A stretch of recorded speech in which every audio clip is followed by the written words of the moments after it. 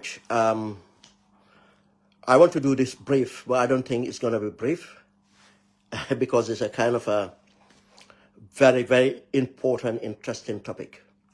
And the reason coming out is I have a lot of followers privately inboxing me, asking for my opinion in the political landscape.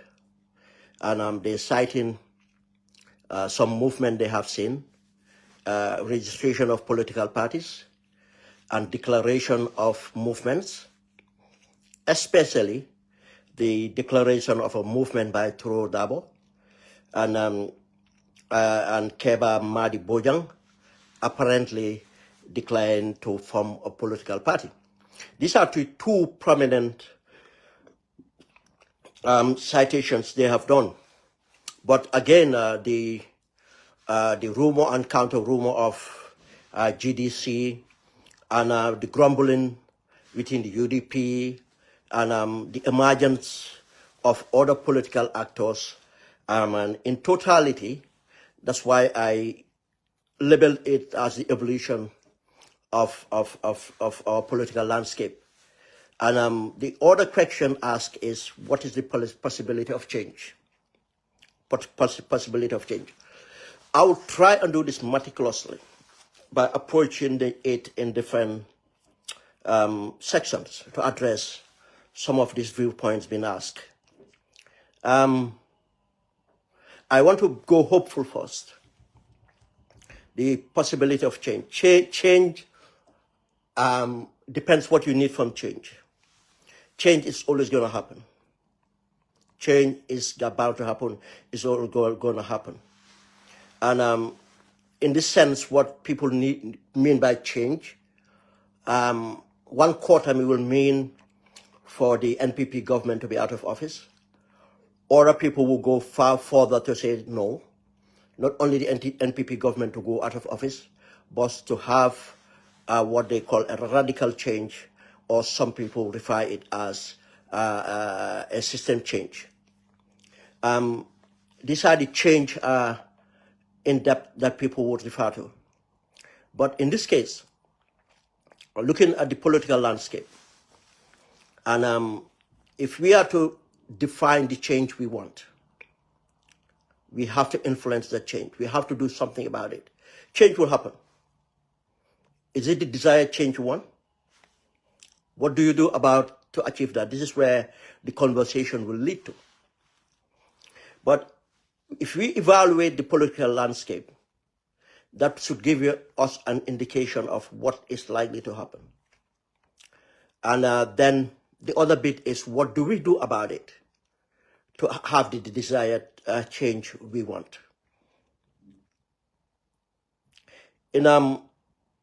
In brief, I want us to look at political evolution in West Africa. And we can start with the Gambia. How did politics evolve in the Gambia? We know it's a disaster. Change did happen.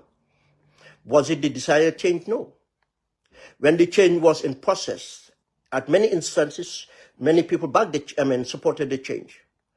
But latter part, they realized they backed the wrong horse, or they have got into the wrong idea of what change should have been. And that's where we are now.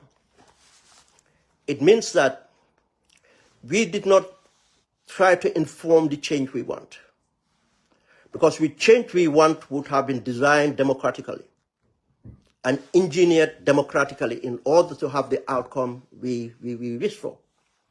If you look at our politics, when we adopted the democratic norms or systems to determine our governance, from the colonials to the First Republic, instead of nurturing the democracy, what we were doing is we were, in fact, hindering democracy. If I say we, I mean the leadership. And the leadership in that case would be the PPP. The minute they had chance to get into power, it was to hold onto power forever. And this was not about working in progress, to make sure the country evolved, the people evolved for better tomorrow.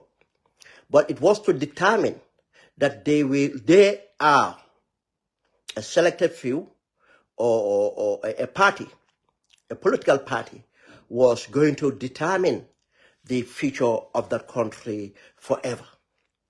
And when you try that, this is where because that goes against the spirit of democracy. You see, that's why when we talk about two terms, it's the spirit of democracy that informs the two terms to make change to be more possible, to open up and so that people will be more inclusive, to give hope to people that change will come, to give opportunity to for more people to take in part in the change process. This is the reason why we advocate for two terms. But it's not only about two terms. Two terms is not only the democratic principles we aspire, we campaign for, we aspire for, or anything else. No. This is why we try to nurture, to have a better democracy, by calling up for internal institutions, even to be democratized. These are the independent institutions. These are our political institutions. These are every institutions that we operate in. We try to make sure it's democratized, so that we will mature with democracy, and we can have a peaceful transition of our politics. But the failure is here that change has been coming, but we have never transitioned to democracy in a peaceful manner. We all knew the last time the dictator was removed what it had to be. It had to take a political impasse, and it had to take in the sub-regional forces to intervene. Until today, they are still in the country. We know how it came about in 1994. It came through on democratic change. But the irony is here that when we started, we were in fact, people keep on saying, oh, we were at the power with Senegal. No, we adopted multi-party democracy before Senegal. But we have seen the trajectory of Senegal. What's the difference? Because the Senegalese politics, the leadership of Senghor decided to engineer change to happen. For him to get, after I think 2 terms or so, he did not even mention a term about it. He just decided another generation should take over from him. And this is how it came about. Then he made sure there's a transition. He meant it when he said it. Because what he did was he made sure he did his homework and everything, knowing that this is how I want it to be, or this is the best for us to do it, so that we can have the transition. And he passed over to his vice president, Abdou Diouf, whom he have promoted very recent in order to put him in place. But when Sadauda did it, it wasn't genuine. For him, he was doing it in order to gauge the atmosphere, to identify people that he termed as would not want him to continue. He wanted to continue, and this is where we had that impasse within the PPP, and certainly we have seen how this PPP disintegrated. Again, very important, I emphasize this, the internal democracy of institutions, democratization of institutions. We cannot expect a governance to be democratic as the government itself, but our institutions are not being democratized, especially in the opposition that is to take over power in the process of democratization. Now, we see the evolution, to change. It was not easy, it was not straightforward, but it worked because the intentions were right, and things were put in place, the mechanisms were put in place to work. Abdou Diouf came and served the 2 terms. We've seen the tensions that arise from it. And Abdou Diouf technically had to force to bring in term limits. You see, because the minute the term limits kicked in, what happened is Abdou Diouf lost elections through a process of democratization, but again, through a change process of building a coalition by the opposition. That's another point we have to note, building a coalition from the opposition. And we had the SOPI, where the PDS, the biggest political party in Senegal by then, led by the most senior politician on the ground then, Ablai Wade, decided led an opposition of other political parties and call it the change, SOPI, the change body, which became, they went into government. The process continued to move. But again, this is the struggle with democracy. Ablai Wade tried, even run for a third term, because of technicalities or applying technicalities or undermining the democracy. You see, if Ablai Wade did not attempt or did not undermine the democracy to run for third term, Macky Sall would not have the daring to do that. But Ablai Wade created a precedent by amending constitutions, using technicality from that amendment and leading to him running for third term. But again, due to the process of change and the maturity of democracy, the country came against him and he was voted out. And then Macky Sall came in under the banner of change, under the banner of in fact, the resistance to fix the democratization. He came with promises. He came with reform and legislative reforms and everything else. People believing it was progressive, to the extent of, in fact, reducing the term limit, not the the term limit, but the year in the term, from 7 to 5 years. That was all technicalities, in order to use the same technicalities just as his predecessor in order to stay in for a third term. But we know that's recent history. What transpired, it was a resistance. But again, when the landscape changed from him trying to become an authoritarian ruler, in fact, messing up the entire opposition, by buying almost the entire opposition political parties to come to his coalition or to be silenced or to be with him, and left with what? Fracture of an opposition. But again, he have created an environment where Pastef came out and took that opportunity and led and fought and make sure they brought about this change. Now, for this is very important. Look in the mirror with Senegal. And we know where we left off. We did not continue a trajectory that would be democratic and bring about change. But where Senegal have gone through, it wasn't easy, but they went through the process and where they are now. That's why Gambians have to be very careful when we say, oh, we want what happened in Senegal. No, you don't have what happened in Senegal until you work for what happens in Senegal. It's not an aspiration. It's something that you work towards and make sure it happens. And again, the environment have to be. And there's a process we have to go through in order to achieve what has been achieved in Senegal. If we are realistic, we will know that 2026 will not bring us an anti-establishment candidate. 2026 is not going to bring us an anti-establishment movement or party, no. To win elections, there might be a candidate, there might be a movement, there might be a party, but the possibility of them coming out within this short period and win an election is technically impossible. If you look at the same trajectory, you can look at the evolution of democracy in West Africa. You look at what happened in Ghana, where Ghana is in today. For how many years now, since Rawlings passed over power? Technically, again, Rawlings make it possible for democracy to be introduced in Ghana. It went through hurdles. They changed within the short period. They have changed now to the 4th president or 5th president. It may change because it's a process. It gets better as they go.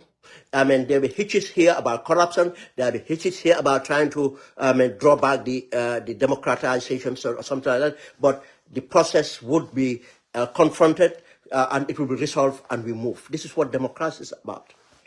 The most important thing is we take part, participate, and make sure we engineer and influence the change. This is why Ghana is where it is. If you look at the evolution in Sierra Leone, we are seeing, I don't have time to go through each one of them, but Just to point it out for people to think out for themselves, or look at it, explore it, and they will see what I mean. We have seen it in the process from a civil war. You see, again, because of the lack of democratization in Sierra Leone, they did not come out of independence and went in straight to multi-party. Just as in Ghana, when they came with independence, they didn't go straight from multi-party. You see, Gambia and Senegal are more of the similarities here to compare. But what happened is they end up in doing what? They went through a civil war. Again, for the change to come about, for democratization to be possible. From Stephen passing on to Momo, General Momo, and Momo been incapable and losing, and the war started, and it went into democratization, transition to Kebba to the former president, now to Madi Bojang. And we know Madi Bojang was chairman of a junta before, and so it evolved to where it is today. But is it improving? No. Is it likely that Sierra Leone might go into another civil war? Yes, because of the corruption and the lack of democratization. Destabilization is very likely in Sierra Leone today. Now, where is Bia want to go? Going to end up? We don't know, because he have committed so much of economic crimes, but again, in fact, human rights abuses. He have staged a fake coup in order to eliminate some of his rivals or the opposition. He have rigged elections. He have attacked the opposition by security forces, attacking the headquarters of the opposition, open fire. He did all that, and the Sierra Leoneans know about this. And now he is in a dilemma. He's finishing his second term soon, in 2 years, I think. What is he going to do? These are this shows you where change got. Change will eventually happen, but it's not going to be democratization. Or for democratization to happen, the opposition have to be really organized to make that. We can look at Nigeria. Why Nigeria keep on? If you look at the politics and political parties and politics in Nigeria, and you look at what they call their democracy, it's literally changing the same generation of leaders, with same arrangements and with the poorer form of democratization. The last elections in Nigeria is the worst that they ever have, just as in the juntas, where not even quarter of the voting population have voted in order to determine or been declared. Now, we know the fragility of Nigeria now. Most experts are predicting that there will be a breakaway of Nigeria to become 3 different republics. These are all, now the kind of trajectory Nigeria is going to, because they have not improved in their democratization, they have not fought corruption, they have not improved the institutions in internal democracy, and so on in Nigeria. We can go on. We have seen what is happening in the Ivory Coast. This is to show you again that where now the president have burned entire opposition, credible opposition, now trying to have his own opposition to go to elections with them so that he can go for a 4th term and stay on. And he is already hitting almost 90 years old.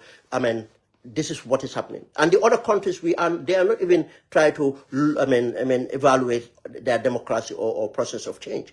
The Cameroons and others, where we have Paul Biya, putting himself, almost 90 years old, putting himself, as a candidate. But that brings us to 2 things. Then the change, for change we want, we have to influence the change. We have to do something about it for the change to happen. And there will be a resistance from the people, the stakeholders. And if I say the stakeholder, I'm not only saying about the NPP or the government, but there are all the stakeholders that will resist this change. Remember, there is establishment and there's anti-establishment. And even where you have an establishment, the opposition are part of the establishment. But within the opposition, you can have an anti-establishment. That's why when you look at change, what you think about is, are we going to do the change of changing a regime, or are we going to do a change where we will systematically do a change? This is, again, that can only possible in what you aspire for and what you work for to see that outcome happen. Change will happen. But would it be the change that you want? We have to influence that change. And this is the change the Pastef have influenced in Senegal. They went very radical. They went very radical from the beginning. They went very strategic as well. It's not only radical, strategic as well. And they show competence by the way even they handle the struggle. When it becomes more difficult, you see the generation of leaders they have. You see, until a political party or a movement or an organization can grow, can develop generation of leaders, they are not a viable entity. They can easily be fragmented. They can easily be taken out. When Macky Sall thought that he had the upper hand on Pastef, what happened? The struggle continued. When he technically got 2,000 of the most influential Pastef leaderships and followers and supporters and influencers behind bars, what happened? It continued. Anytime it needed, they will come out. Because the Pastef had a plan. They were organized. They have leadership of every level, every front. It was not a fixed kind of an arrangement of party executive. You know, in the Gambia, when they say, oh, our executive, political party executive Gambia is arranged. Arranged. This is why, the effectiveness, it's not there. It becomes a symbolic, and the leader of that party becomes the ultimate person, or the strong person in the party, and whatever happened to that leader, the party gets disintegrated easily. But in the case of Pastef, they have this generation of leaders and ready, and Macky Sall went on, you see, from the strategy of fighting for the stopping the third term and things moving, Macky Sall measuring, pushing, doing everything, and they stay with resilience. And then what happened? You see, Pastef knew something. Pastef came out, they always come out to make a point. Pastef never calculated, they wanted a democratic change. They've never wanted to take the state house and just bring about change, because they know that will be a catalyst to them will wipe out. They know that. And that would have, in fact, be compromised them for them not to maintain a democratic dispensation if they have succeeded. They realize that they have more supporters when they go to the ballot box than them coming out. Because it's always a minority that will come out. I'll tell you that.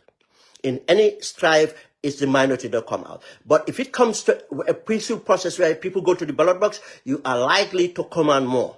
And they knew that, they were guaranteed that they would win. And I've shared that article today. It's part of the reasons, in fact, motivating command. I did an analysis on that Pastef will prevail and Macky Sall will fail. This time, 2 years ago. This time, 2 years ago. And people thought we were crazy. Because the position they were looking at Pastef, they didn't see where Pastef was going through this. And that's eventually happened. It's because of they did something to influence that change. My reference there is to make sure we do something to influence that change. And that change now is coming. You see, even the religious scholars, which used to be stakeholders that derail change in Senegal or support an establishment that was corrupt, could not even influence Pastef now. Because when it was very difficult, be the Muridia, be the Tijania, be the Lion, be the Hadir, the establishment itself went on to support Macky Sall. I am not saying that some Tijanias, Muridias, Lions, Hadirias, and others did not support Pastef. No. I mean the higher echelons of power, the establishment itself. But because of the effectiveness of Pastef, what happened is they have the backbone of these religious movements to support them. To support them. This is where leadership comes out. It's the incumbent. It's not that it's impossible to defeat an incumbent. Yes, it is. You either defeat an incumbent within the establishment, undermining the establishment as an establishment, and playing out the same game they play to win, or you can become anti-establishment. That's when you can bring change the establishment, and effect a meaningful change. That's why I'm saying that I have not seen in the horizon, not today, not tomorrow, not likely that with next 2026 we are going to have the meaningful change one. But it's important to make sure we put a process of change. Because I am being realistic here. Because if you don't adopt the processes, if you don't adopt the mechanisms, the protocols, you will not have that outcome. That's a fact. But it's essential to make sure we bring down the NPP government now. Because in the view that we are controlling risk, the risk factor is that if we let the entrenchment of the NPP, we will doom. A change will come, and that change is not our desired change. It's not what we aspire for. That change will come that we have not influenced, but their bad behavior, their malgovernance would influence that, and that would be a change as we saw in our process, where is a coup d'etat, where is some civil uprising or something else, which we are not aspiring for, which we don't desire. That's why we are taking part in the political process. We are taking part in the democratic process. Then we should understand this and know what we can measure and what we can achieve and how we can achieve these things, and we go after that. I am not saying that we are going to change for bad.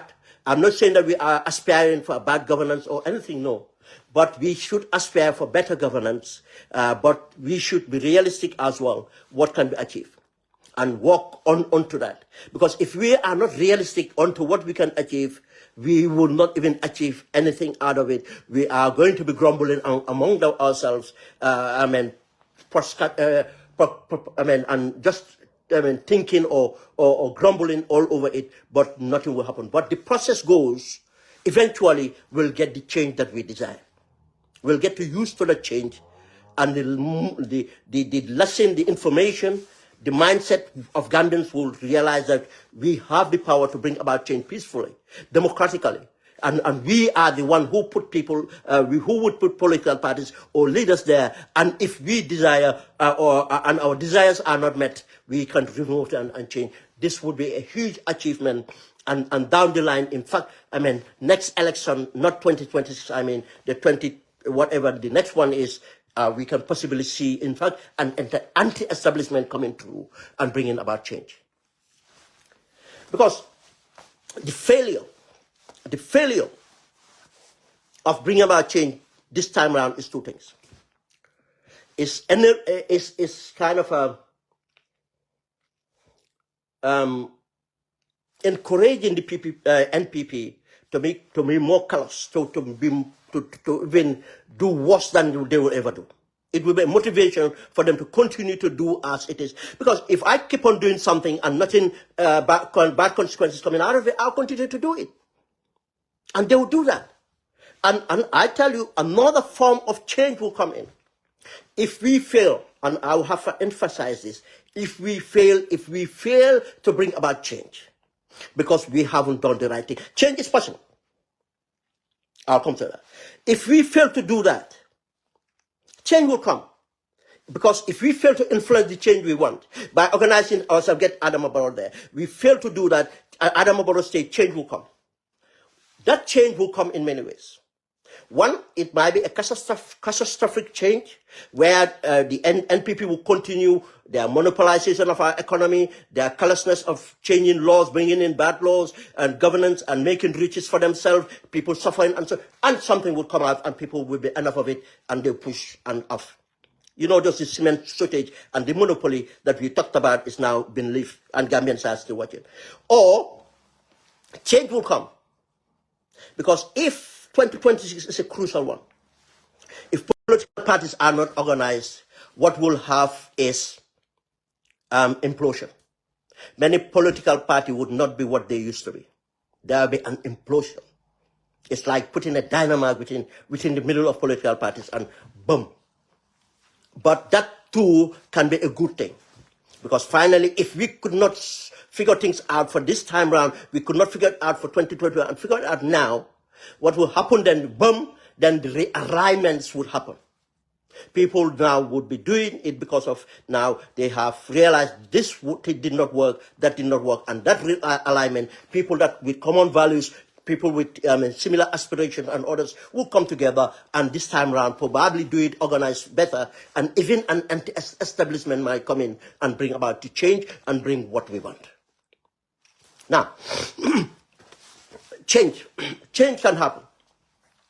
But let me put it here. Catalyst to change. There's another thing that comes out with change. Catalyst to change.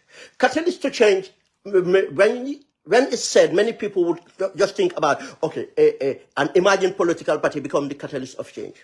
A single incident become a catalyst of change. No. There are various of incidents that do come in. Depends on your memory, depends on your thinking, depends on your analysis, and what you would term that this is the catalyst or these are the catalysts to change. When change happens, it's not only one catalyst, but there is always a prominent one or prominent few that people will look at and say this is the catalyst for the change. When the dictatorship fell, many people would point to Solo Sending coming out that's the catalyst for change. Others would say no, that was part of the catalyst for change. Many other things happen. If those things did not happen, Solo Sending would not have happened. Or if Solo Sending have happened and the other things did not happen, Jammeh would still be here. I can tell you, some people would tell you that 30th December, the attempt to overthrow Jammeh was a catalyst of change. And if you analyze it, you will agree. Because of that have put something into Jammeh. Yes, Jammeh have reacted out of fear and did what he did thinking that would have scared the hell of Gambians not to try him again. In fact, it did something to, it's always to minority of Gambians say that we have to then organize better. We have to organize better. Because after 30th December, what Jammeh did, slaughtered, what he did with the bodies of the heroes and everything, thinking that would send election. Arrested parents, maltreated parents, arrested, children, maltreated them and everything. But one thing Gambians failed to, point to was Jammeh went and gave amnesty to almost hundreds of prisoners. It was due to the knock on the door on 30th December. And most of those people were political prisoners. Jammeh did not only do that. We saw Jammeh's wife starting to be active in politics, running around, cleaning beaches and stuff like that. I know some people will not remember this because there was selective amnesia at that time, not to even know what was happening in Gambia. But these things have happened. Then 30th December can be called as catalyst to change. Because it has nurtured something into people. Solo Sending will be a catalyst of change. But there's a catalyst of change, very important, people would not even know. The arson at the political bureau of the APRC. If citizens did not take it onto them, take all the risk, knowing what will happen to them if they're caught, they volunteer to do it, not because of they are going to be rewarded. Because of they have seen that it's a necessity in order to take out the dictator without, risking lives, of others. To level the playing field for elections. And that thing played many things. Because 300,000 voter cards were taken out, 300,000 votes, not voter cards, votes, were taken out of circulation. Now, without that act happening, would we have won an election? Would we have won an election? No. We would not have won an election. Now, all the other things could have happened. And the failure of the APRC Bureau, elections would not have been won. Never. But another catalyst people will point to is GDC coming out. Regardless of where they were or what they came out for, but because of they come out to capture certain votes, who were they capturing the votes for or not, it's not important anymore. What's important that those votes they captured, 100 and something thousand votes, if I'm right, or 90-something thousand votes, or of that area, make it possible for the coalition to win by 16,000 votes, less than 20,000 votes. This is the process we have to go when we analyze. We don't jump on hypes. We have to be realistic. But do you know why all these things happen? Why people sacrifice for 30th December? People sacrifice to burn the APRC bureau. People, Solo Sunday sacrificing and going out with members of the UDP. In fact, when the UDP did not sanction him to do that. Because there were other undercurrents. That was not our doing, that was the doing of the dictator himself. There are a lot of other things that happened before that. We don't have time to go. I'll tell you, that's all other because of what the dictator did. And one of those are, I'm not going into our point. One of those is the dictator raping someone's wife. Raping someone's wife, which motivated that woman, that Gambians will never know, because she chose never to be known, to be instrumental to making some of the things happen without Gambians seeing it. Unless you understand intelligence, you will not even, have a clue what I'm saying. But I just have to leave it like that. But I can tell you, there are many things inspired people because of what the dictator did to them or their families for them to come out. We know 30th December, some of them came out because what the dictator did to their families. But I can tell there are others that played instrumental part in other things happening because what the dictator did to their family. Now then we have to understand that in change happening, the catalyst of change to happen, there are certain things that are not the catalyst that we will act to this thing, but it's the dictator. Let me give you another catalyst, which people tend to not look at. When there was a resemblance, let me not call it a resemblance because there's effort in it, to organize the opposition, which led to the so-called electoral reform. Yahya Jammeh agreed for an electoral reform to throw in counting on the spot. Counting on the spot. Many people will not realize that, why Yahya Jammeh does that. You see, when you develop a strategy or develop a mechanism or something of that sort as a dictator or a politician, you have to give something out. Yahya Jammeh knew that he always steal the election before the day of elections.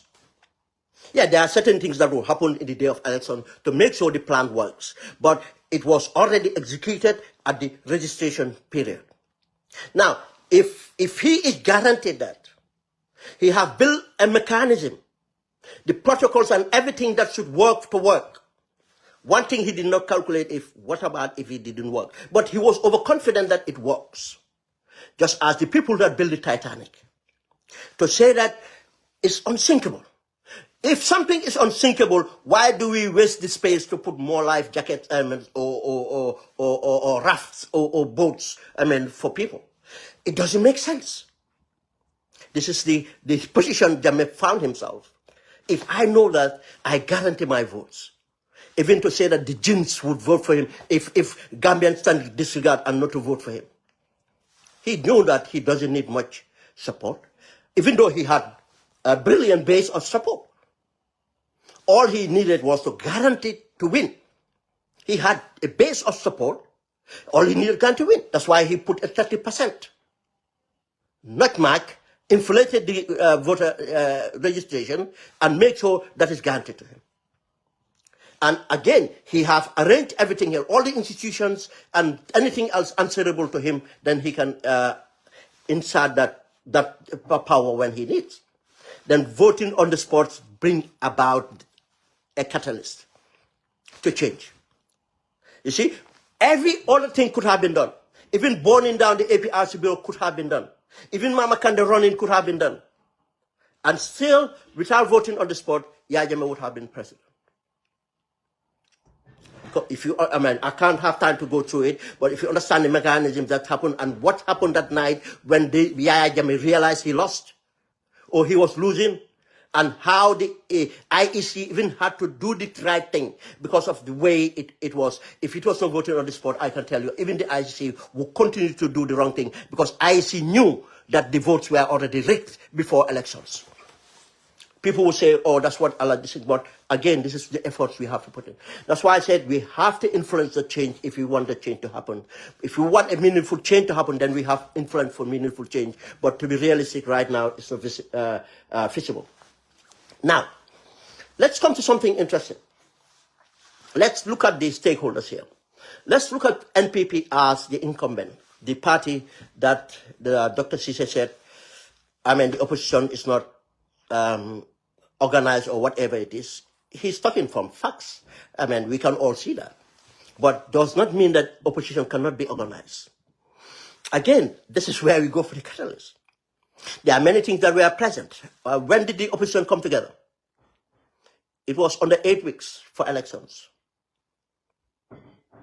It was started about late September to October, something like that.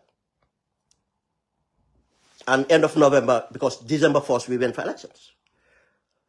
By August, certain things happened. August, the APRC Bureau was put down. But there are other things people work on in September and October to ensure. That's why, again, many people can claim it's because of them they have a coalition. Many people can claim that. But I can say they were under invisible hands and movements and other things. You can credit anybody you feel or you know about and credit them. But to tell you totally this is what happened, no. There are many actors, there are many ways things have been done. But what the most important thing was, people were doing things for things to happen. Now, the NPP. There are two things I've mentioned. The NPP is more vulnerable now than ever.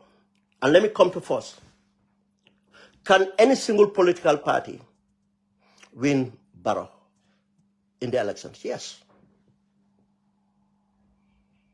Simple answer is yes. But how? That's where it is. How can a single political party win elections against Barrow? Again, I remember this, and my article I wrote 2 years ago, when I said that Pastef can win the first round. I acknowledge, it's not that I thought about it. Pastef said it, and I supported that statement Pastef put out that they can win the elections. And this was, in fact, acknowledged by Macky Sall when they did their polling. When they did their polling, Macky Sall realized if elections were held, Pastef will win first round. How do I know that? Because I took my time, visit Senegal, explore, contacted, find out educate myself, what Pastef have done, how they done these things, and so on, and which was instrumental in guaranteeing that change. So most of the things that Pastef did, people were just seeing Pastef going out in the streets. No, majority of Pastef were working for the elections. They had tasks. People don't know with Pastef. They were indifferent. They have studied the ground. From their last elections, when they look at the outcome of the elections, they look at their performance in every region, they started to work. In fact, the elections before last, when Pastef came out third, this is their first time Ousmane Sonko as a Pastef independent candidate came out, went to the polls, presidential, and came out third, unprecedented in Senegal. But even there's a debate or allegations that, no, Pastef came out second. The elections was rigged, the numbers were rigged. Plausible. But one thing people notice, it's the manner Pastef got their votes. Yes, obviously Casamance was a good turnout, but no. They realized that their base was not only, founded on the background of the party leader, being Jola or being from Casamance, no. The regions, and if you look at their votes they gained, came from where the new generation youths came from disaffected voters. And this constitutes every generation of voter. This constitutes every gender of voter. This constitutes every religious sect of voter, and so on. Being the Lion, Muridian, and everything. And this is very important to know. If you check how did that happen, it was the votes were won based on policy. Policy. And they knew that then policy would be the backdrop of this. But they knew again, there's some work we have to do for that policy. Information is important, but how you sell that information. Who carried out the information. Everything else was studied. Communication strategy was studied.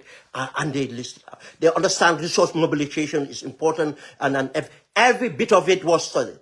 And then they build a strategy and implement that strategy. Pastef would not tell you this. But they have paid volunteers. In very, very rural. They're realistic.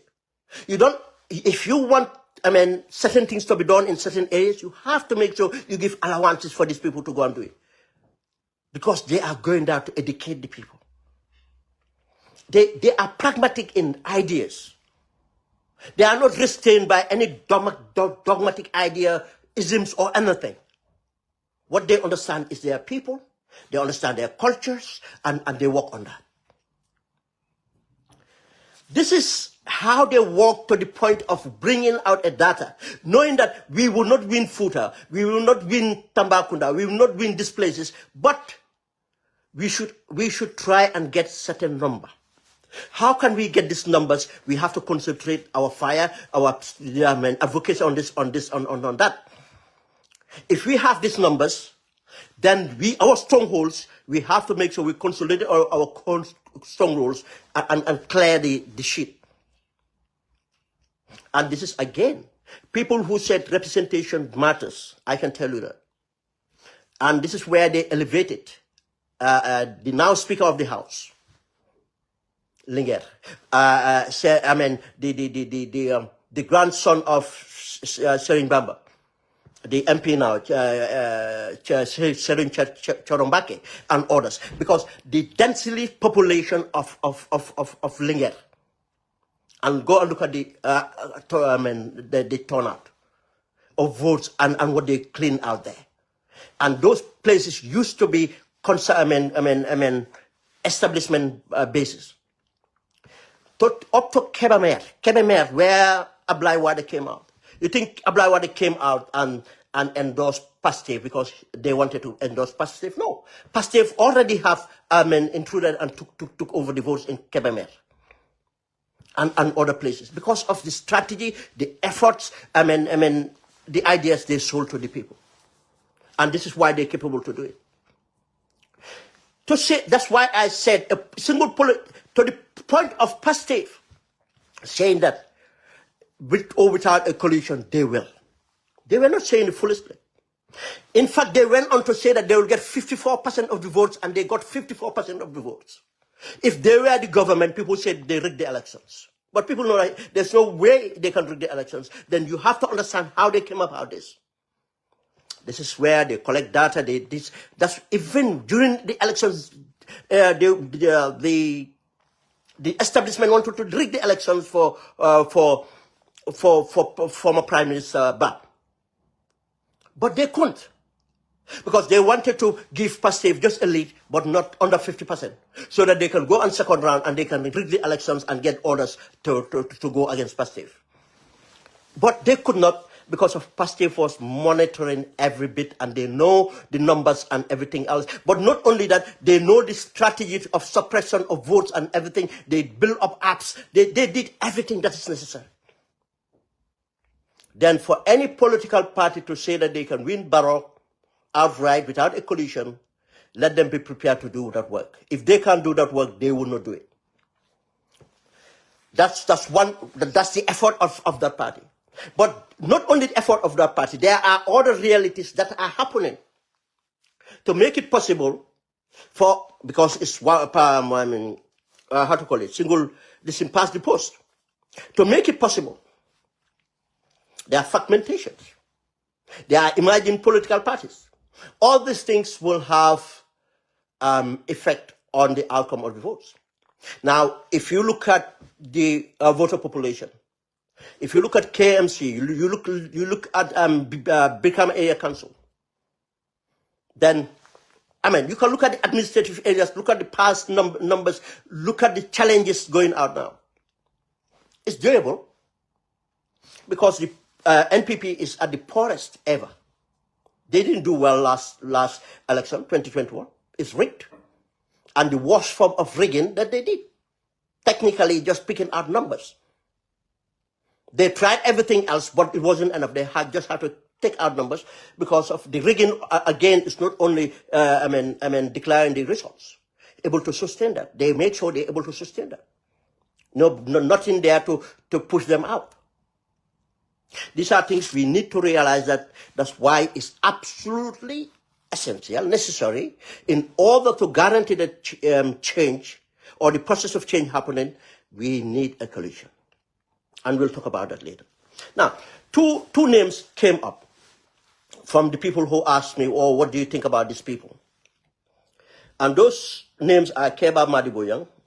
To be candid, I never knew who this person is. It's just recently I have to write the name to remember. Or he's the national president of this. Guys, let me tell you something. This is not new. I said it before. Kebba Madi Bojang is not the leader of whatever they're talking about, a political party or not. Two things have been essential here. There are disgruntled people within NPP. And those disgruntled people were the people that left UDP and joined the NPP. And Alkali Conte and others are part of this. And many others, I don't want to name their names. But just to say these are the people that left the UDP and went and joined the NPP. I don't know Kebba Madi Bojang where he was before, but this group, or the leadership of this group, decide ones. Two things is happening here. One, the real people behind this group are not showing themselves up. What they do is they use other people to do their bidding. Even when they have insults within the NPP, when they are insulting each other within NPP, it's summoned by leaders of this group for their people. You know they have their groups. For their group, it comes from those leaders. This group, as they said, they've been betrayed by Barrow. Because Barrow realized that 2021 elections was not won because of these people influence, because he thought that these people have influence and they can decapitate the base of the UDP, but they failed. He credited the APRC that joined him because of they used the instruments, the mechanisms, and he provided the logistics for them to steal the elections, very similar to how Yaya did it, even but more daring than how Jammeh used to do it. That's why he had to reward the NPP, the APRC guys, because politics is about leverage. They have the leverage. These people didn't have the leverage. It's like I can dispose of you people, but I cannot dispose of this. This is why you have the speaker, deputy speaker, APRC. You have the ministers, APRC. But the minister of lands and local government and lands, about what you call it, about Sanyang. You think why would Abba Sanyang would have had that ministry? It's one of the most instrumental ministers in entrenching yourself, because of the work they delivered during the elections. Remember that Abba Sanyang was part of the APRC mechanism that used to deliver the voter fraud. And the others, the same thing. He rewarded them. And these people were not rewarded. And since then, they have been disqualified. Because look, there's nothing at these embassies. The only thing probably you can take a family member, you can do this, that's not much. What they want is, most of them want ministerial positions. Most of them want to be around the president and can open doors. That's where you can make a deal and get kickbacks here, open doors, introduce and so on. That's what they want. They want the campaign money and so on. That's what they want. They want vehicles. They want the lifestyle and so on. If they sit in embassy, they do nothing. They are not paid much. What they are paid and the cost of living in this place is not much. Especially if your families you bring in cannot even access. Because in those days, you can bring your family to America. They can access systems to Europe, England and others. They can do all this. But look at the embassies they send them. They cannot do much. They don't like it. They want to be ministers. They want to be close to the president to open doors. Now, this is the group. This is what is happening with this group. Now, the word NDP, it's not new. Remember when speculation was going on that NPP was going to have a political party? Barrow was going to have a political party. One of the names they explored was NDP. Yeah, one of was NDP. Now, how serious is this? I've not spoken to them or what. I'm analyzing what is behind this. Now, they are coming out claiming. I had someone claiming, they offered them 100 million. That's a lie. I can tell you that's a lie. Or Barrow have an audio. Someone sent me an audio saying, Barrow have offered them 100 million. They said, no, they're not going to accept it. That's a lie. Why did I say it's a lie? This group protesting, they are not protesting because of Barrow is doing something wrong. Or Barrow is not progressive or doing things. They're protesting because of the share of the cake. They're not having their share of the cake. Now, if I'm protesting because I'm not having the share of the cake, what do you expect if they give me the share of the cake? Or if they give me tangible promises, tangible this time around? Because the last time they were promised that, okay, wait, it's a coalition government. If we win the election, we can give you something. Now it's more kind of a difficult. This is why it's still going on. To give promises that will be tangible for them to relent and go back to Barrow. Or giving offers that might not be in position terms, and the tangibility of this might be the reward of money and promises that they will say, okay, if they give us this much, then we can say that if we win elections again, we'll get what we want. That's another point. The other point might be even to giving minor positions, probably commissioners, governors or something like that, in a reshufflement, to sweeten it, to say, you see, we'll give you what you want. If these things are done, likely, they'll go back to Barrow. Because they're not fighting for seeing Gambia better. They just want part of what is going on. But again, disgruntlements like this can end up being something permanent. But what you realize is, Kebba Madi Bojang is one of the most senior coming out to show himself. But the most seniors that have appointments and so on, they are quiet. But Barrow have identified that these are the same group. Because they met Barrow many times as a group to appeal to Barrow on these grounds. Will they stay away and have a political party? Probably, but not likely. Probably, but not likely. Most likely is that they will rejoin Barrow if Barrow gave them what they want. Or, something promising. If they stay out, it's not because they want to progress the country or anything. But I cannot even, because they just want to get something. And again, the reason more is, would they see anything guarantee them they will be part of what will bring about change? You see, that's why I said the change we're going to get is not an anti-establishment change. It's going to be an establishment change, but will be change for better of now and to bring the mindset and possibilities of change continuing and the evolution of our democracy in order to avoid a change that we don't want at all, which is probably social uprising or a military takeover. We don't want that. This is going to happen. Now, these people are where they are.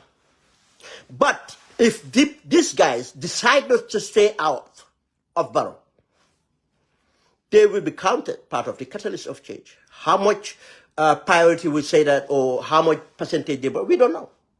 But obviously, they will be part of a catalyst of change. Now, let's look at the other group. The other group or the other person is Turo Darboe. I knew Turo for a long time. I don't mean new acquaintances, but you know, Turo was around for a long time. And again, for my understanding, this is why I said, yeah, that's the problem with NPP. Turo, I would not say, Turo is one of the most strategic Gambians will have. I can tell you that. That's why Turo's situation would be more stressful to Barrow than any other group coming out of Barrow. I'm not saying that Turo came out of Barrow, but Turo is so strategic. For the past elections, even you cannot tell which group Turo have backed. You will not find any clear evidence to say that Turo went exclusively to back the UDP or exclusively to back the NPP. Barrow. No. And Turo understands how politics works, especially in Africa. Turo ensured that he have an independent leverage. You see, some of these people's leverage, again, you have to be careful. Kebba Madi Bojang might be seen or influenced this, but probably not. His leverage might be something just because of he was associated with Barrow. Just as many people, we thought they have leverage because of they were part of Jammeh or something Jammeh appointed them. No. Once they sacked, they are nothing. Some of these people, we thought they have leverage between UDP, they are instrumental in UDP. When they got sacked or when they left, nothing. But in the case of Turo, he galvanized, he cultivated a support base that is unprecedented for a single person in the Gambia to do. And I can tell you, I've looked at the politics of the First Republic, dictatorship, everything. Even during Jammeh times, Turo was very instrumental in making sure he have a leverage. In urban Gambia, in rural Gambia. Across political lines, across religious lines, across tribal lines. Turo has. Across generations. Elderly, youths, famine, gender. Especially the vulnerable. And so this guy have cultivated this. And that's why I said he posed the most threat if he decide to back any political entity. Any for that matter. I'll come to that. If Turo decided to back Barrow today, as for now, it's not likely. He did not say he's going to back any individual. But at times, it's not what you say, it's how you said it. Turo has positioned himself, from my understanding of what he has said or been positioned, that he is building a movement or he is using the leverage of what he have cultivated all these years to finally bringing out a movement that he's going to use the leverage to determine the political outcome of our elections 2026. Our political outcome of this. What would that mean? Would that mean going to Barrow? I will not say no. We are still at the primary level. Very premature to say no. It's possible. But my analysis, seeing of what is going on, it's not likely. It's not likely. Will Turo mobilize to go and support the UDP? Likely. But is it absolute? No. No. It's not absolute. My understanding and reading what's going on. I'm not saying I have inside information. I'm saying my understanding of what we can see, what we can access, or what people are saying is likely, but it's not absolute. That would depend on a lot of things to happen, because again, he will want to influence an outcome. The reason for that, I don't know. The motivation for that, I don't know. Because his business is thriving well. Whatever he's doing is thriving well. He's not a threat with the Barrow government. He's not a threat with with any opposition party. But again, why does he want to guarantee this? I don't know. If he is a threat which I will look at, I will say probably, you know, at times in life, your conscience hit in. For many reasons, some people due to illnesses, some people due to constantly seeing certain things, you know, their humanity will come out, and other things or other influences might come in. Or even, we might not know. He might have fallen out with certain forces or other things and decided to hell with this, now I'm going to do it this way. All these things are possible. Let me give a background a bit. We all know that, let me not say we all know, but it's known in many quarters, especially people who followed the political things, that Turo's brother is Kebba Darboe of GRA. And Yankuba wanted to be a candidate. Or let's put it, some people, I put it in fact, there was a group that wanted Yankuba to become a candidate. And part of that group is this group that Kebba Madi Bojang is propagating. The former UDP within NPP wanted him to be their candidate. That was their last person they thought that they could get to be a candidate. For one reason to other, Kebba Darboe negotiated with Barrow and decided to stay out. Now, after that, we saw Turo coming out. And I can tell you, even Barrow today, Barrow is suspicious, thinking that Turo is doing it for his own brother. But people that are close to Turo said, no, that's not true. But I can tell you, if Barrow is suspicious, you cannot take that off him. Because again, you look at the siblings, say, oh, these are siblings because of the brother. Some people wanted the brother. And Yankuba did want it when those people wanted it for him, but he didn't want it as much as those people want him to be. When Barrow pushed back, Yankuba let go. And now Barrow is thinking that Yankuba is. That's why you can see the pressure Yankuba is trying to justify and distance himself from Bob Keita and others. I'm not going to bring Bob into this, but just to explain, my hands are shaking. I've been holding for. But this is what is happening now with this situation. My laptop is still not working properly on Facebook. That's why I'm using my phone. Now, this is the situation that's evolving. Barrow is not even trustful. And I can tell you a few weeks ago, Barrow have sent imams begging Turo to support him. Imams. The usual imams, and some presidential advisors. And people that attended that meeting said, Turo said no. And Turo had made it clear that it had nothing to do with his brother. Now, this is where Barrow is really fearful. Who is Turo backing? Is it the existing opposition? Is Turo going to get a new person from nowhere and back that person? Because Turo said it, he's not going to be a candidate. I believe that he's not going to be a candidate. That's why it's very worrying for Barrow, and it indicates a lot that could change and Turo become a catalyst, or whatever he does become a catalyst. I am not saying that Turo is going to back a party and that party wins. But I'm saying that if he backs any party, that party would have an advantage because of the leverage Turo have. It's something he have cultivated across. But more so if Turo goes against Barrow and back any party or an individual as an independent candidate. That will do two things. That is likely to make sure Barrow lose the elections.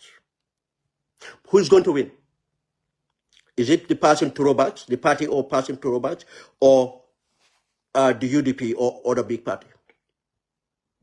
That again is open, because the leverage Turo have, what Turo have cultivated, goes across political lines. Turo have what it takes to take support from the UDP. Turo have what it takes to take support big time, in fact, from NPP. Turo have what it takes to take support from independent candidates. I can tell you that, based on what is present out there. And if Turo continue this trajectory and know what to do, if he knows what to do, you will see the evidence. Because remember, part of why GDC had a little, that percentage in the first time they attempted, it was similar what Turo did. It was having a borehole here, borehole there, and targeting certain communities. But remember, Turo have been targeting many different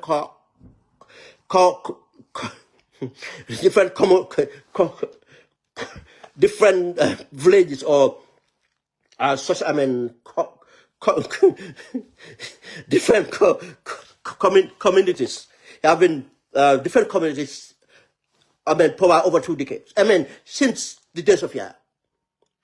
Now, Turo have crystallized himself within these places, and these places will have loyalty to him. I can tell you that.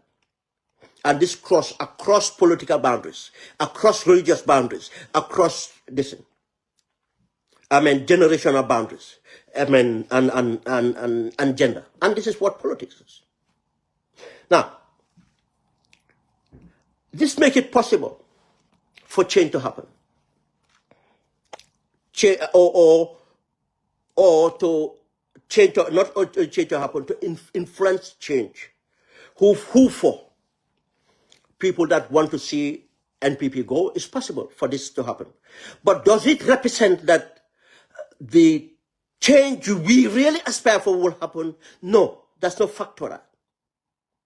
But it will guarantee one the change process to go on, which again we said is part of what we should aspire for and follow it up. But again, it's going to be a good thing and we move on.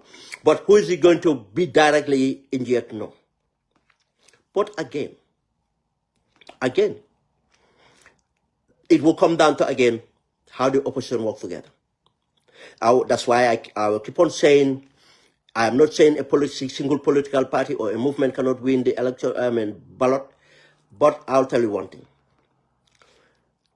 No single political party would be declared a winner if this government, NPP, did not see the consequences if they refuse to declare that person the winner or the party the winner.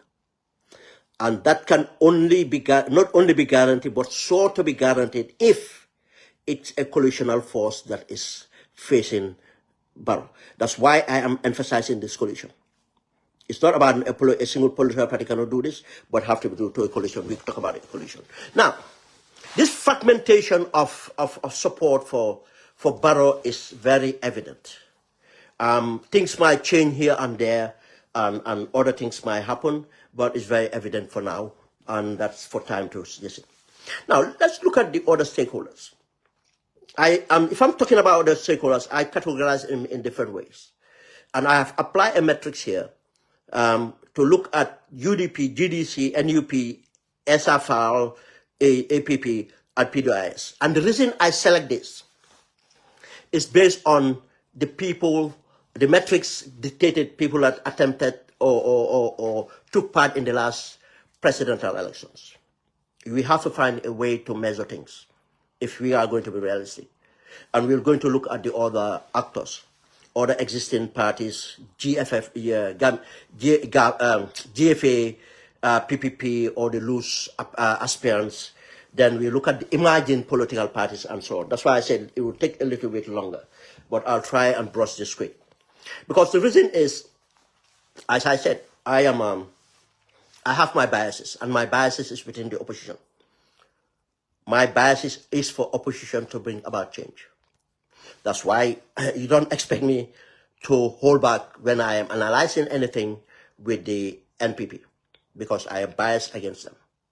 You take it, but I can tell you one thing, I will not say anything that I did not look at the credibility of it, plausibility of it, or the evidence of it, scientifically, logically. I have examined all that because my integrity. I'm not going to say things, or I had this, or this have happened. No. I say things that I know it happened, or I know it's been talked about, and I'll reference it as it is. But what I mean about, why am I caveated about the opposition, is I want to influence. My influence is to influence a coalition. That's why I'll be very careful not to say anything that will be, counterproductive in building an coalition opposition. Whether it's now or later, we already know that many people, Gambians for that matter, are calling out for coalition. We know many stakeholders are looking at or thinking about it. We are then in a process of building a coalition. Coalition building is a process. I know Gambians, because of our desperation, we just want to see it done. No. It will go to a process. Then we have to be very careful how we communicate within the opposition, because again, everything the NPP will do is to make sure we don't have a coalition, because they know. They will use different tactics. That's why we should not give them the ammunition. That's why I'm not going to give them ammunition here. But again, in order to have things right, we have to say certain things as it is. The other things, we leave it to people's imagination, because we know we're talking to smart people. They will get it, especially people within political parties. You see, what I said earlier, that implosion will happen. 2026 is crucial. It's crucial. I am not going to use the word do or die. But I think it's not a wise selection of words to use. But it's factual. It's do or die. But I'll not use it that way. I would say that it's going to be a political implosion. Not only on Barrow, but on the opposition itself. Because we have got to a critical moment here. And there are a lot at stake. The environment, circumstances surrounding these coming elections will expose a lot of things within political parties and individuals. Why do I say that? This is where many things have happened in the past. You see, time is a healer, or time is essential to find out some facts. Some facts would take a long route to come to this thing. Some of them, people get vindicated or whatnot, or confirm of who you think they were or what they represent. And in every organization, especially political parties, will come a time that the party, either the party continue to reform as they evolve, or they resist the reforms, and they went through evolution, and that evolution, what the reform guaranteed is the sustainability of the party.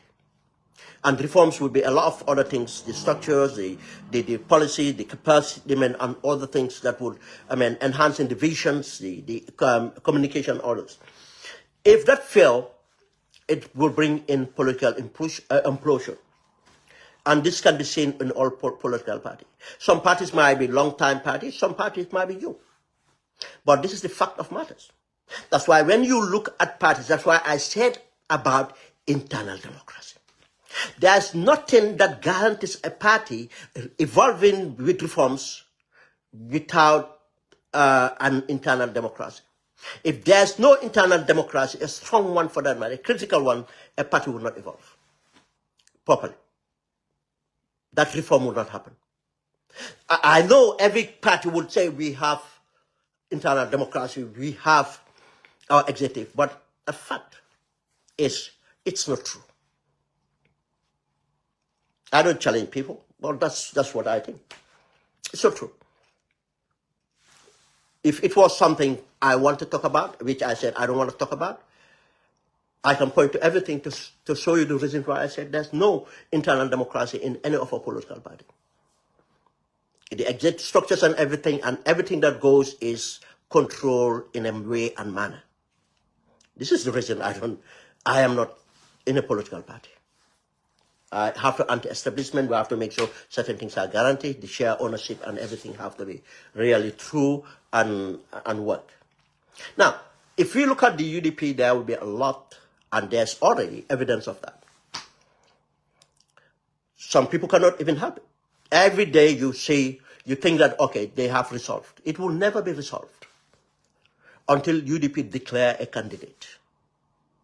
And that is very crucial. Nobody would doubt the leverage UDP has. The leverage, you measure it in any way or manner, you would not doubt that. The strength of them holding to their base and the weakness of broadening their base. These are facts. But, as I said, without reforms, I am not going to dictate, I'm not going to say who or what should be the candidate, but a candidate should have come, and whoever that person is, through their internal democracy. If that's not done well, critically done well, UDP will go into implosion at the time of elections. I can tell you that. Many people will not want to hear that, but that's my fact. Facts based on my analysis of what I've looked at, what I've seen, and what I understand. Because I'm saying this because this will be referenced one day. If or when UDP reforms critically, meaningfully, and use their internal democracy and put the right candidate that comes out through the internal democracy, they're the one to choose that. UDP stood a chance better than anyone to influence a change. How they're going to do that, again, I'm not going to discuss that. That's based on a coalition. What they're going to do within a coalition or a coalition, that's what they're going to have. Let's move to GDC. There's another question being asked. What do you think about GDC? There are claims, counterclaims, statements, counter-statements. But if someone comes out to explain one thing many times in many variations and still did not get it clear, the person either did not understand what he's explaining or the person is hiding something that he doesn't want to come out clear. You know, when people said, oh, the thoughts are very clear in my mind. It might be very clear in your mind, but does it come out very clear to the people? Or if it comes out to the very clear, are the people convinced? It's interesting that if I was GDC, I would take it as a credit. I will not be irritated by the speculation. The fact is, those people expecting GDC to stay opposition, they value GDC or they value the contribution GDC has. If not, they would be not bothered. If my party moves on or Henry Gomez moves on, they will not be bothered. Then GDC should know that. But if GDC cannot categorically say that we are opposition, we have no aspiration to join Barrow, we are opposed to Barrow or everything Barrow stood for,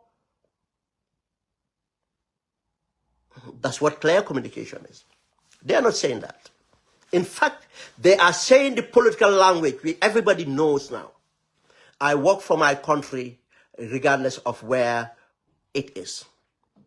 And if opposition said that and said that I can join the government if I wish, it's my right to do that, or these things, no.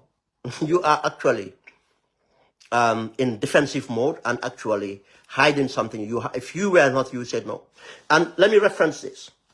We all remember Mama Kande on Kirfatu. I cannot remember the episode or the year. He said it. No, I cannot work with Barrow because Barrow is not trustworthy. He disappointed that person, he disappointed that person. And people that know that this is not the force, but from 2017 to many times, many attempts, they have negotiated to get GDC on board before 2021 elections. But negotiation never worked. But why shouldn't it surprise anybody if GDC wants to join Barrow? GDC have never joined a coalition of the opposition. GDC came when people needed a coalition, they stood out. Now they'll come out to want to justify after effect of why they did what they did. But during the process, we all know it was not rational to do what they did. Then it's an excuse to use an after effect to say that, yeah, this is why. No. But that's another argument for another decision.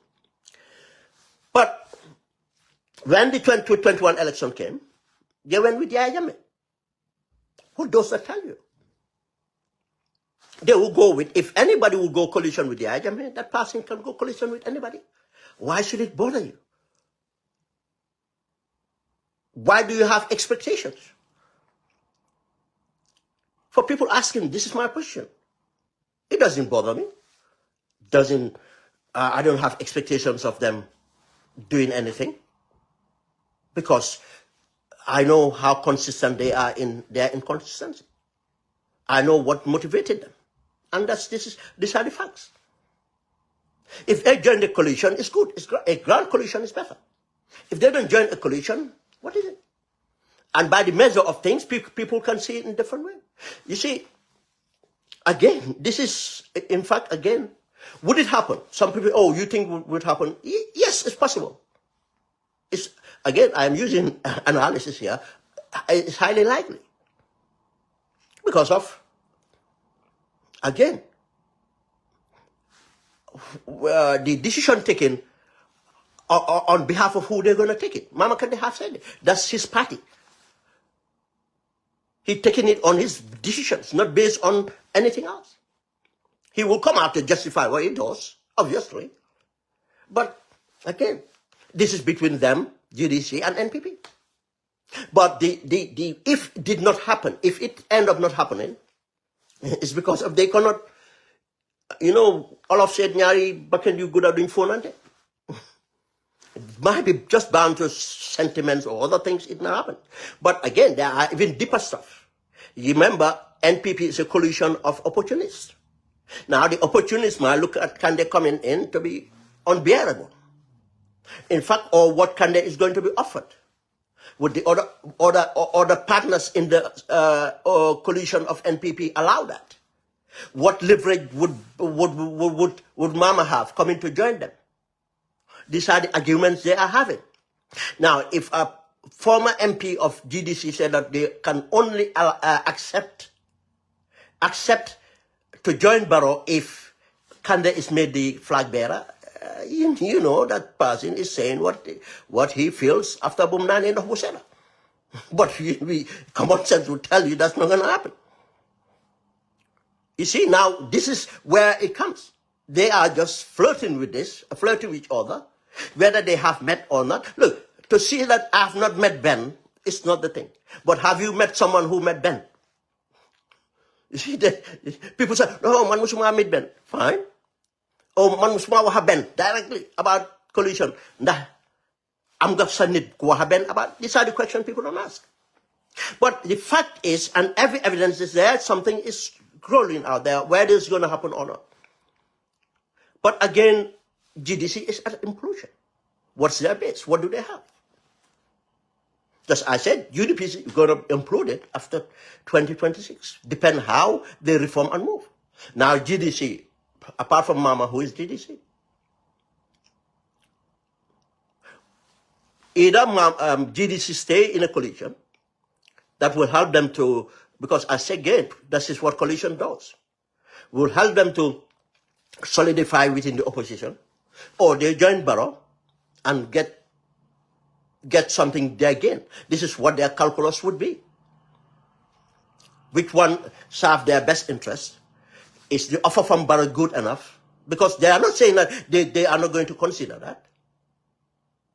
Or they are better in the opposition. The only time they'll say they are better in the opposition is seeing the opportunities that are presented in the opposition.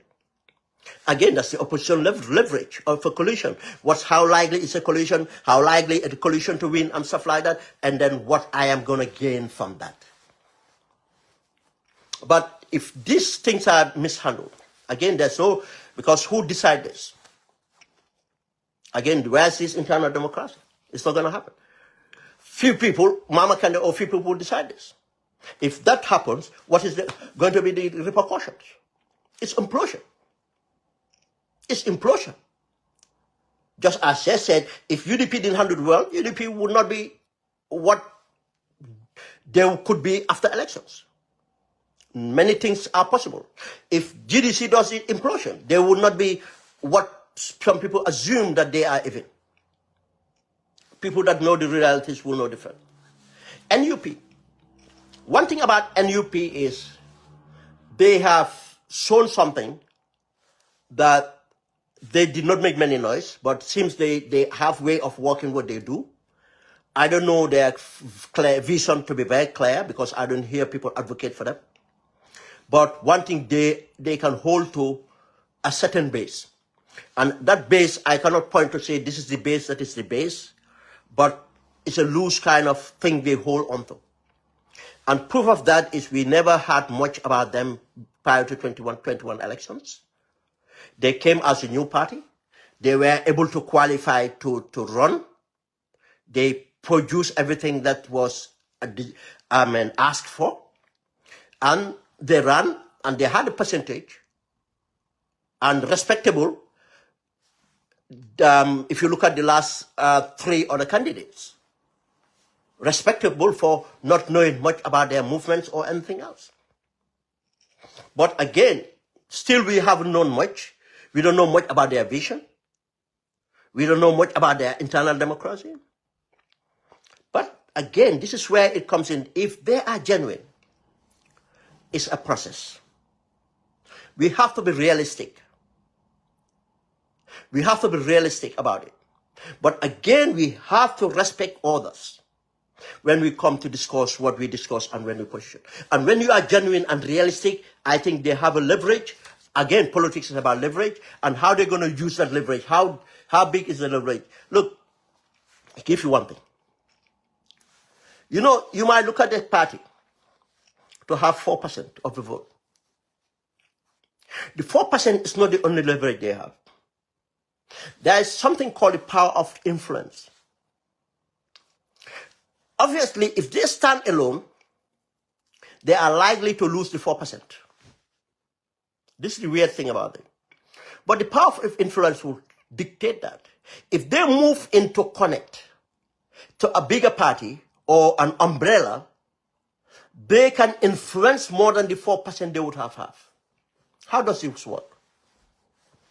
Now, let's say there is a party called GGP. Probably if there's a party called GGP now, I don't know. For the sake of it. Okay, now a party called GGP have 4%. Myself and other people looked at, there's something that we like about the party. We might like the party leader, we might like some of their statement, we might like some of this, some of that. But we are looking at the party and say, oh, the last time they have 4%. This time around, they might not even have 4%. There's no point supporting them. If you support them, the other parties that I don't like can win the elections. Now, the people thinking this way might be in thousands. We don't know. But if that party, GPP, decided to go and join a coalition, depend again, the power, you see, the power of influence only resonate based on what they stand for themselves. If you join in a coalition that's powerful, organized and so on, then your power of influence will resonate within the base. Now, what happened is, let's say that GPP party decided to join a coalition. What it does for them? What it does for the coalition? First, the coalition might, if they look at the 4% these people had the last time, they are wrong. There is a greater percentage of influence that they might even knock at a 10%. They might even knock at 6%. We don't know this. We can know this though. There's a scientific way of looking at this, where you have data pooling and other things. But common sense will tell you that then people that looked at the party and think they have no possibility of winning, now they say, oh, they have joined a group. They have joined a party. They have joined a coalition that have the potential. Now, them joining that party, they have a potential to win. And those people saying that are only probably looking at the 4% they knew of the last time. Now, this is where the coalition comes in. Now, it's the coalition to project that influence, that GPP coming to join them, to say that with the diversity of proposed here and this thing, I mean, this is where we are. Then that projections would get in to make sure that GPP coming into the coalition will bring in the numbers required, in fact, to make the coalition more successful and winning an elections. And obviously, if that coalition wins an elections, that party, small party, have, built base within, and they will able to sustain this if they know their politics, and eventually they can come into be something else. We don't have time to look at this, but I can tell you, if you look at the building of coalitions and how they come out, you can see it in many places. Some people will tell you that if Abdoulaye Wade did not have joined the government of Abdou Diouf, he would not have won over for the, other things will tell you different things, but it happened. But this is the position of NUP. The same thing is coming of ESA. ESA ran as an independent and came out able to qualify as independent, ran and had a percentage, respectable percentage based on the last three parties that three parties that are in for the run. If you look at it that way, you can see they still have leverage. And again, the same argument will go. What's their leverage? Is it what they had before? Now, something have been projected. Again, as I said, projected. I don't have a better word for it.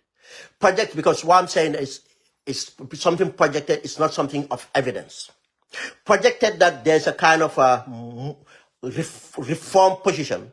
Now, it's not SFR as an independent candidate. Now, it's APP Sobea. Is it joining joining APP? APP was a party that aspired to run. They are registered, legitimate and everything, aspire to run, but they never run or make it to run last elections. But this time around, SR there. What does this represent? It's a projection. What does it truly represent? We have not seen the evidence of that. Did it make SR base grow bigger or not? No. Because of you join another party does not mean that you have grown bigger.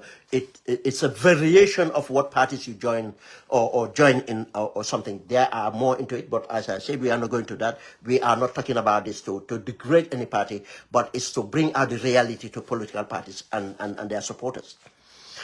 What this tells us is, inevitably, politicians will tell you, I will run and win. Any politician will tell you that. But realistically, people should know, and people would know what is realistic or not.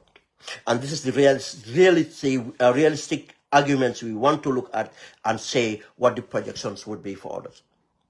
This thing, same thing go for the, PDIS.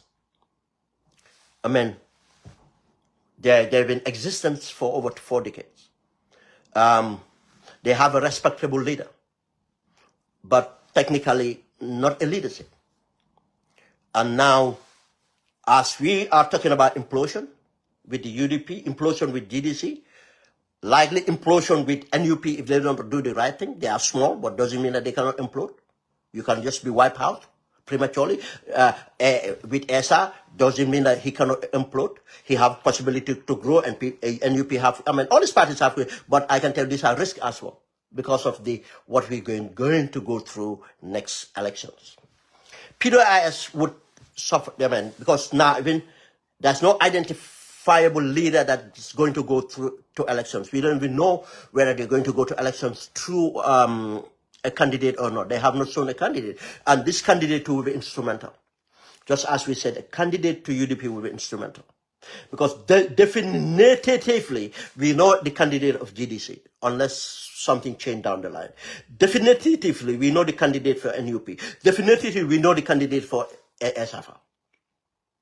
These are not arguments, but the argument will be who is a candidate for UDP, who is a candidate for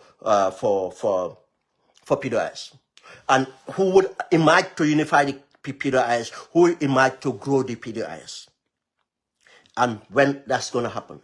Where is it going to come out into internal democracy or not? These are the weaknesses and strengths we need to see and appreciate. As I said, caveat, we're not working that. Let's move on. Other existing political party, GFF, PPP, and LOOS aspirants. As you said, GFA BB Darboe, they attempted, they were not qualified to run, or they did not even attempt. I can't remember now. But again, that tells you something. They are at a very infant age. I'm not saying BB is at infant age. I know my Koto want to be seen. But I said respectable in politics. They have experience and everything else. But as a political party, they have a lot to put out there, just as NUP have a lot and to put out there for vision, the advocacy and others. But recently we have seen a lot of organization movements within GFA, and that tells us, again, respectively, because of their experience, expertise, background, and anything else, they have a leverage. And as we said, smaller parties are instrumental in bringing about that change, in building a coalition. And smaller parties have to be very innovative in order to sustain themselves. If not, they will implode and they will be out of the political scene. And we have seen the same struggle with the PPP. Now they're trying to reinvent position themselves, and they have done something great by even putting up a candidate at the local government councils. And this is a kind of showing the confidence they have and they are looking at. And people going out to say, oh, why the PPP asking for their assets? They have a legal right to that. And I think the leadership of PPP are thinking right. They should go for it. Those assets unless, because again, we have to respect the rule of law. Because we don't like a political party or their leaders doesn't mean that we are a civilized nation. We are governed by rule and processes, and we should follow this. And PPP are doing the right thing. Or if government or any entity cannot prove that the assets were obtained illegally, they have a right to it. Confiscated. They were not confiscated rightly, but by the APRC. And after the APRC, it was not adjudicated to determine whether it was rightfully for the PPP to maintain or not. You cannot just arbitrarily go and seize properties from a party or individual and say that's okay. We don't support that. PPP is in a right to do that. And I think by doing it, now it's depend on what the court outcomes would be, but I will support their right to do that, and they should do that.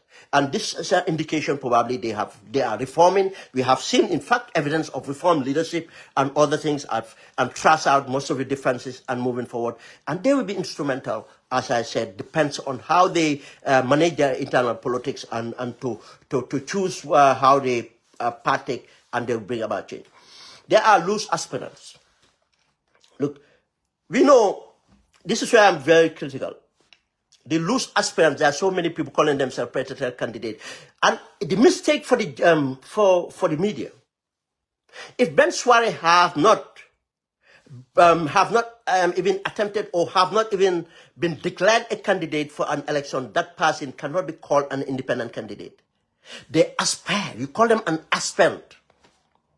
And most of them, you know, they're just making up things. They trying to build individual leverages in politics in order to get something out of it. This is something we have to discourage. This is something we have to really look at, because they are not genuine. They are not genuine. You cannot say that you are an aspirant, you have, and anything that should take for you to be an aspirant, you have not done that. You cannot. Yes, I don't support the law that say that people with dual citizenship cannot. I mean Gambian born. Let me say this. I didn't say dual citizenship. I said Gambian born dual citizenship. Someone who is already a Gambian and who have the right to vote as a Gambian. Have the right to be called a Gambian, not being natural. They are born Gambian. Their citizenship of dual citizenship should not stop them. But if that's the law, you cannot, up to the time of elections, hold on to your old citizenship and want to make people to believe that you are genuine. No, that person is just playing a game to be taken seriously and in order to get something out of politics. There are many so-called aspirants, and we have seen most of them, their hands in the politics. Most of them went and joined Barrow to support him at the latter part, because that's all they do. And we need to know our people to recognize this in our politics. Now we move on to the new emerging political parties, genuine the genuine and I've actually written this, it's a new word I coined for myself, and let's say the genuine, the political activist, or the people that just let's call them the reactionary. Yes, the reactionary opportunist. That's what I coin this. The reactionary opportunist. What I mean here is, I am aware of genuine opportune parties in the process. Actually, one of definite I will term genuine for myself. That why I say genuine, and I'll say the differences. These are parties that are looking into go into politics to bring about change. Not because of they just want to be leaders. They will be. It's only one I know of for now, and I am not going to discuss it offline or whatever. I leave them a peace to do what they do until they finish their process. They'll come out to do. Make themselves aware. And I hope. This is my hope, and I believe that if they come in very soon out, there will be a credible, small emerging party. I am not saying that they will serve as a catalyst. And if they join any coalition, they have a capacity and they would really impact in that coalition. But I'm not saying that they're going to win an election. That's out of it. I'm not saying that. But if they do that and continue and maintain what I believe that they are thinking and way of going, why I say because I've talked to people that talk to them, or people that interact with them, people that they engage, and others. They have not engaged me. But I understand this. I know what they're trying to achieve. And I think that's the right way to go. They are not, if they do it, they are not going to implode. If they mistakenly do something else, miscalculate, they will implode. If not, it's a party to watch next. When all the other political parties implode, these are the people to pick up the chips. I'll leave it for that. But they have a credible lead. They have credible leadership. This is why I am very impressed. They have a leadership, not a leader. Yet they have created leadership, and they obviously in the process would have in their minds or way to bring about a leader, which is they're doing everything in the right process, they say, and they are on the ground, they are doing what they need to do. Now, the other bit I said, the reactionary opportunists. The reactionary opportunists are parties that I will term as they are reacting, thinking that, oh, there's a political space here. And they are going into politics in order not to bring about change, but to be among the political class. They will do anything, they will hustle anything to get the 1 million to put in. And because of the thinking, their mindset, or whoever is around them, I tell you, you got to be very careful. Many Gambians will come and tell you, oh, you should form a party, you should be a particular political leader, you should be this. We all been approached, many from different levels. But let that not, motivate you. Try and do the best. Try to always participate where you believe that you can bring about change. However, your potential, I will bring it out there. Be genuine. That's what's important. But most of these people are people who are kind of opportunists and springing up to looking at things, saying that, oh, they can be part of political class and be something else. That's what they're doing it for. And don't be surprised if they turn up to support Barrow. Because if they look at things, or don't turn, they might support a coalition, but they are not likely to go to elections. No. They are not likely to go to elections. They will form political parties, spend the millions and everything, and most of them, know how some of them are selling properties, some of them are doing other things to have that 1 million and set up a party, but that's not enough to take them. There's more to take them. That's why they're building a leverage. It's an investment to come out. And again, that's part of politics. It will happen. And these are the part of it, these things, but at the end of the day, we call them political opportunists. That's what it is, and it's what is going to be in our elections. But with all this, finally, for the change we want, the aspire for, if it, either to remove Barrow, we need to come together. As I said, it's the incumbency. Doesn't mean that it's an incumbency, it have everything, no. They have strength and weaknesses. And I can tell you their weaknesses is more than their strength. And their strength can be attacked and undermined to go against them. I mean, where elections are win, we have seen elections once in Senegal, Guinea-Bissau, Sierra Leone, Liberia, let's go on. Incumbents, many areas, been lost elections because of the way it was approached. It doesn't mean that we don't know how to do that, but we need to organize to do that. Why is it more difficult to take out an incumbent? In this case, Barrow have committed crimes. The only reason Barrow is running for third term is to save himself. That he thinks that he needs to do to save himself. He doesn't have the courage to do anything different. Barrow have realized that it's an implosion if he is not a candidate. He cannot trust anyone, or he cannot unify the party around anyone. You see, that's another implosion that can happen in NPP. This is why he's running. Then that shows you that he's weak. Then the party is weak. The structures are weak. Everything in our party is weak. Now, we have seen the factions or whatever it is, whether they're going to stay away or not. We know that there's a reason there. There's something grumbling. Can we not, utilize that? We can. We know that the economy is not working. With all the data they're putting out there is a lie. We have seen what they've done to our economy. We have seen what they've done for themselves, and we have seen what they've done to our people. Agriculture has failed up to today. Some people probably not even paid. No, we are not talking about tractors being delivered by now. Fertilizer, this is not prepared for it because they are not working on that. We know they failed because of the cost of living. We know they failed because they created monopoly for the cement and they're coming out lying that the stocks are available. We have seen all this. We know they lie about creating jobs. They did not create jobs. They could not create jobs because they are not interested in that. And we have the evidence of them being wealthy or the ones picking up the crumbs. We have seen them. They have picked up crumbs so much now. We see them how fat they are. Even when they were in the diaspora, they look malnourished. They look unrefined and everything. But today, because they are running around, lying for the president, campaigning for the president, divisive for the president, they're looking better today.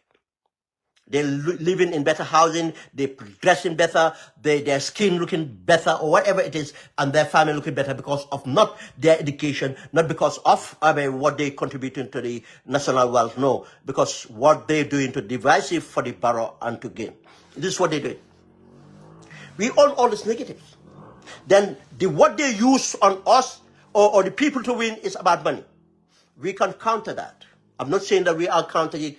Dollar to dollar, no. Example again, Passive did not get money from big donors. They got it from the people. Policy sells. We can do that. We can counter them in money. People can take the money. We can do a lot, and that would not be an issue. But most of these challenges, as I said, is not winning the ballot box. It's to make sure the ballot box is declared for you. And I am not saying that an individual political party cannot do that. But if the individual political party can do that, let them be ready for bloodshed. I am not saying that party have to do the bloodshed, but I know this government is ready for bloodshed. Look at how they constituted their police. Look at how they constituted their army. Look at, this thing of shoot and kill and all those nonsense. Look at the institutions they have. We still did not have a constituted commission of electoral commission. The chairman have finished. Some commissioners have finished. We don't know even who are the commissioners anymore. They put a charge of fraud on the necks of the operators, and we left there, and we think that they do it for what? The audit reports. These are things we need to sort out. But to be declared, because we know Barrow is not going to put an independent commission. Now, how can you do that happen? These are the things that we need to think about. It's a process. We need to make sure this thing, free and fair elections, is happen, and if anyone wins, it will be declared. I can tell you what, if we go as a loose political parties, if any opposition party wins, don't expect the other opposition to come and stand with you. They will not do that. This is not their mindset. They will see it as, yeah, it's not nothing to do with me. They will not take ownership that they are opposition have win. No, they said that UDP have win, SR have win, NUP have win, PDOS have win. That's the way they see it. Then if the police come out to brutalize those parties, they will stand back. And this is why the government will have the audacity to try it. I'm not going far. We all know how we came about 2016. These are the things that we need to think about. Because now if we go up to put in a coalition, and we have to be realistic about this coalition. As I said, I'm not going to discuss it because I don't want to jeopardize anything if, I said if or when coalition has been discussed. I want to be an independent arbitrary, someone who will be strategic and in position to impact to see a coalition is built. I don't want to comment here which will down the line undermine a coalition building process. It's a process. But what I'm trying to say that if we build a coalition, this would stabilize the field and level it to a level that we can guarantee of winning elections and be declared winners. This is the essence of a coalition. If not, no single political party can do it. And if they have to do it, they have to put a lot of their lives on the thing. And whether they can do it or not, I don't know. But it's best not to try that. We can do this and win over. And when we have this coalition, this is when we can, in fact, influence the change. And a catalyst will come in.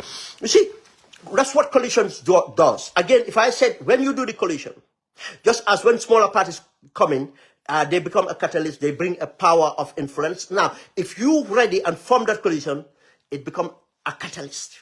And it becomes not the projection. You can look at UDP say 20%, SR 5%, NUP 5%, PDOS 5%, and all of the thing might be 45%. Let's say the entire coalition might be 45% if you look at their past records. But that's not the reality. The reality, if they come together, remember what I said about the power of influence. Those parties that had 5% are likely to influence more support to come with them to form that coalition. This is why coalitions win. This is why coalitions win. It changed the dynamics. And not only that, it changed the dynamics in a lot of things that are present in the environment. It will it will project power, leverage to other political parties to come in, other individuals, other donors, other things to come in. And this is how we can win. That's why we have to look at the realities and make sure we have this coalition. Thank you very much, guys. It's been a long one. Thank you.